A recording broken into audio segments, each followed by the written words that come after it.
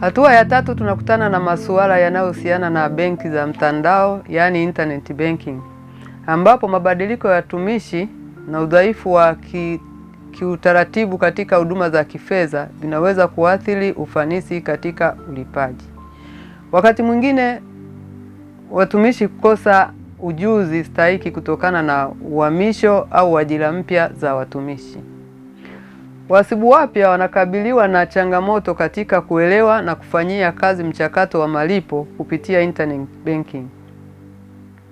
Malipo ya imama yanahitaji uwajibikaji mkubwa na kuzingatia taratibu za kifedha. Kuto kuzingatia au kufuatilia taratibu hizi kunaweza kuathiri maisha ya wanufaika. Pia kunaweza kukaleta udhaifu wa nyaraka za kifedha wakati wa ukaguzi wa hesabu, hata kuchelewesha malipo ya wadau muhimu wa mfumo, hususan madereva jamii. Zifuatazo ni hatua muhimu katika kukamilisha malipo kupitia mfumo wa internet banking. Mtiririko hatua za malipo kupitia internet banking. Hatua ya kwanza, kuingia kwenye internet banking. Baada ya malipo kuidhinishwa katika MUSE, mhasibu wa halmashauri utaingia kwenye mfumo wa internet banking wa halmashauri kwa kutumia taarifa rasmi za kuingia za benki, yani username na password.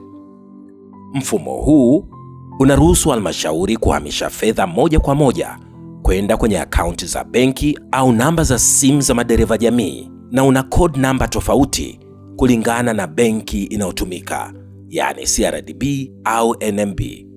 Aidha, ili kuanzisha malipo utapata OTP ambayo hutumika kuthibitisha miamala na kuhakikisha usalama wa malipo.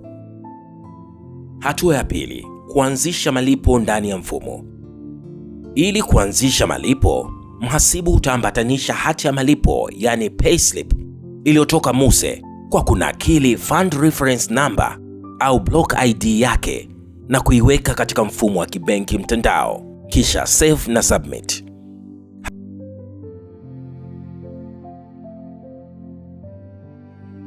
Hapo utakuwa umeanzisha malipo, yani umeinitiate payment au umeyatuma TAMISEMI ili wayaidhinishe yaweze kumfikia dereva jamii. Hatua ya tatu, kuthibitisha malipo na kukamilisha mchakato. Mhasibu utaingia kwenye enterprise payment na kufanya payment inquiry kwa kutumia reference number ulizozinakili. Utawasilisha au kusubmit, kisha utaomba OTP nyingine kwa uthibitisho. Baada ya kuthibitisha kwa OTP, malipo yatakamilika kwenye mifumo yote miwili, yani MUSE na internet banking. Mchakato huu unahitimishwa kwa kuhakikisha taarifa zote zimekamilika na malipo yamefanyika salama. Naam, sasa utakuwa umekamilisha zoezi la internet banking. Hatua ya 4, kuhifadhi kumbukumbu na kufanya upatanisho wa taarifa. Baada ya malipo kukamilika kwa mafanikio, mhasibu utahifadhi uthibitisho wa muamala au namba ya rejea ya malipo. Utahifadhi kumbukumbu za risiti za malipo na kufanya upatanisho wa taarifa, yani reconciliation, kati ya kumbukumbu za mifumo na za halmashauri. Hatua hii husaidia kuhakikisha uwazi, uwajibikaji na utoaji sahihi wa taarifa za kifedha. Zifuatazo ni hatua muhimu katika kukamilisha malipo kupitia mfumo wa internet banking. Kuna mambo ya kuzingatia wakati wa kuchakata malipo kupitia internet banking, yani do's. Jambo la kwanza, thibitisha orodha ya malipo, yani payment batch, kabla ya kuanzisha uhamisho wa fedha kupitia internet banking. Jambo la pili, hifadhi uthibitisho wa miamala ya malipo kama vile uthibitisho wa malipo au namba za rejea za miamala. La tatu, fanya upatanisho wa taarifa, bank reconciliation, kati ya miamala ya internet banking pamoja na mfumo wa MUSE.